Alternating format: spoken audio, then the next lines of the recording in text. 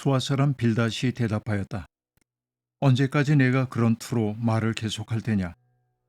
내 입에서 나오는 말 거센 바람과도 같아서 걷잡을 수 없구나. 너는 하나님이 심판을 잘못하신다고 생각하느냐? 전능하신 분께서 공의를 거짓으로 판단하신다고 생각하느냐? 욥기 8장 1절부터 3절 말씀. 욥과 엘리바스가 주고받던 말을 듣고 있던 수아 사람 빌닷이 마침내 입을 엽니다. 그는 위로의 말 한마디 없이 대뜸 욥을 꾸짖습니다. 언제까지 내가 그런 투로 말을 계속할 테냐? 내 입에서 나오는 말 거센 바람과도 같아서 걷잡을 수 없구나 라고 말합니다. 고통 속에서 자기의 감정을 주체할 길 없어 터뜨리는 욥의 말을 그는 거센 바람과 같다고 말하고 있습니다. 거센 바람, 그것은 일정하게 불지 않겠죠. 뭔가 휘몰아쳐가지고 세상에 있는 것들을 뒤집어 엎는 것들이죠. 그 속에는 합리성이라고는 없는 격정만이 있다는 말일 겁니다. 욥이 처한 그 절박함에 대한 이해보다는 욥의 말이 비이성적이고 신성모독적이라고 그는 욥을 꾸짖고 있습니다. 7장에서 욥은 이렇게 하나님께 단식한 적이 있습니다. 내가 바다니이까 바다 괴물이니까 주께서 어찌하여 나를 지키시나이까 라고 말하는데요. 이런 대목. 그리고 16절에 보면 나는 이제 사는 것이 지겹습니다. 영원히 살 것도 아닌데 제발 나를 혼자 있게 내버려 두십시오. 내 나날이 허무할 따름입니다. 라고 말하는데요. 그러니까 이것은 정말 절망을 겪은 사람이 할 수 있는 탄식이라고 말할 수 있겠는데 빌닷은 그의 심정을 헤아리려 하기보다는 욥이 터뜨리고 있는 그 말의 내용과 태도를 가지고 꾸짖고 있음을 알 수 있습니다.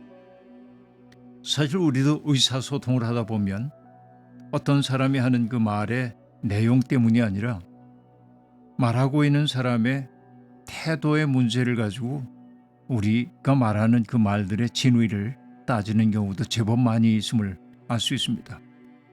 실제로 의사소통에서 중요한 문제는 이성적인 판단이라기보다는 감성의 영역에 속할 때가 아주 많이 있음을 우리가 잘 알고 있습니다. 한마디로 말해 빌닷의 신학은 조금 더 인간의 감정에 의해 흔들리지 않는 그런 신학, 정말 불변의 신학이라고 얘기할 수 있겠습니다. 그 신학의 기본적인 전제는 하나님은 정의를 굽게 하시는 분이 아니다라는 말입니다. 달리 얘기하면 전능하신 분은 공의를 굽게 하지 않는다라는 말이죠. 그 분명한 기준을 가지고 있었기 때문에 욥이 불행에 처하게 된 것은, 특별히 욥의 자녀들이 죽은 것은 하나님이 실수하셨기 때문이 아니고 또 우리가 이해할 수 없는 운명의 타격이 아니고 그들이 주님께 죄를 지었기 때문에 공의의 하나님이 정의를 세우기 위해 그들을 죽게 만들었다고 말하는 것입니다.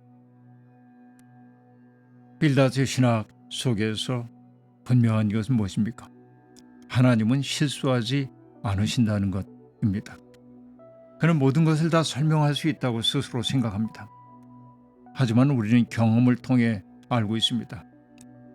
세상에는 설명할 수 없는 고통이 엄연히 존재합니다. 전혀 예기치 않았던 사건, 사고의 희생자들이 있죠. 또 삶의 벼랑 끝으로 내몰린 사람들이 있죠. 또 세상을 떠돌고 있는 난민들도 있습니다. 그들의 존재 그 자체를 그들의 죄 때문이라고 우리가 얘기할 수 있을까요? 빌닷의 신학의 위험한 까닭은 뭐냐면 지금 누릴 것을 다 누리고 사는 사람들의 삶을 정당화해주는 도구로 신학이 사용될 수도 있다고 하는 사실에 있습니다. 오늘 고통에 처한 사람들의 고통은 다 그들의 죄와 잘못에 대한 하나님의 징계라고 말할 수 있기 때문에 그렇습니다. 모든 일들을 설명할 수 있는 신학, 그 신학은 위험합니다. 이것을 우리가 명심하지 않으면 안 됩니다. 모름을 모름으로 이야기하지 않은 신학이 얼마나 폭력적이 될 수 있는지 우리는 근본주의적인 신학을 통해서도 배울 수 있습니다. 빌닷의 흔들림 없는 신학 속에서 그는 해결의 방향을 제시하고 있습니다. 네가 정말 깨끗하고 정직하기만 하면 주님께서는 너를 살리시려고 떨치고 일어나셔서 내 경건한 가정을 회복시켜 주실 것이다 라고 말합니다. 자, 지금 욥이 겪고 있는 이 모든 일들이 내가 깨끗하지 않았기 때문이고 또 정직하지 않기 때문에 내리는 하나님의 벌이니까 하나님 앞에 정말 그것을 인정하고 너를 깨끗하게 하고 정직하기만 하면 은총이 많으신 주님이 너를 살려주실 것이고 가정도 회복시켜 주실 거라고 아주 낙관적으로 이야기를 하고 있습니다. 그리고 욥기 하면은 가장 유명한 구절 가운데 하나인 그 구절이 등장합니다. 처음에는 보잘것없겠지만 나중에는 크게 될 것이다. 대부분의 신자들은 이 세번역 성서보다는 개역 개정판의 번역을 기억하고 있습니다. 내 시작은 미약하였으나 내 나중은 심히 창대하리라. 참 듣기 좋은 이야기이죠. 꽤 많은 곳에서 이것을 현판 속에 새겨서 가게 같은데 걸어놓은 것 보게 됩니다. 이 말 자체가 나쁜 말은 아닙니다. 그러나 욥기의 맥락 속에서 이 말은 정말 무정한 신학 속에서 발화된 폭력적인 말이라는 사실을 우리가 보아야 할 것입니다. 그러니까 맥락을 제거하고 조그만 내 마음에 드는 밑줄을 그을 만한 성경을 인용하는 이런 태도들도 우리가 생각해 볼 필요가 있겠습니다. 빌닷은 조상들의 지혜도 언급합니다. 그는 정말 지혜자처럼 말합니다. 늪이 아닌 곳에서는 왕골이 자라지 못하고 물이 없는 곳에서는 갈대가 크지 못하듯이 하나님을 잊는 사람의 앞길이 구와 같을 것이고 믿음을 저버린 사람의 소망도 그렇게 사라질 것이라고 말합니다. 지혜자의 말인 것 맞습니다. 이것은 정말 그런 말 없이 어떻게 보면 후세들을 교육하는데 교훈이 될 만한 말인 것은 분명합니다. 하지만 고통을 받고 있는 사람에게 그 고통의 문제를 이런 방식으로 설명하는 것은 폭력이 될 수 있다는 사실을 우리가 명심해야 할 겁니다. 빌닷은 말합니다. 하나님은 온전한 사람을 물리치지 않으시며 악한 사람 손을 잡아주지 않으신다면서 욥에게 그동안 지은 죄를 인정하고 회개하라고 말하고 있습니다. 가장 신실한 말처럼 들리지만 이 속에는 일종의 확증 편향이 있습니다.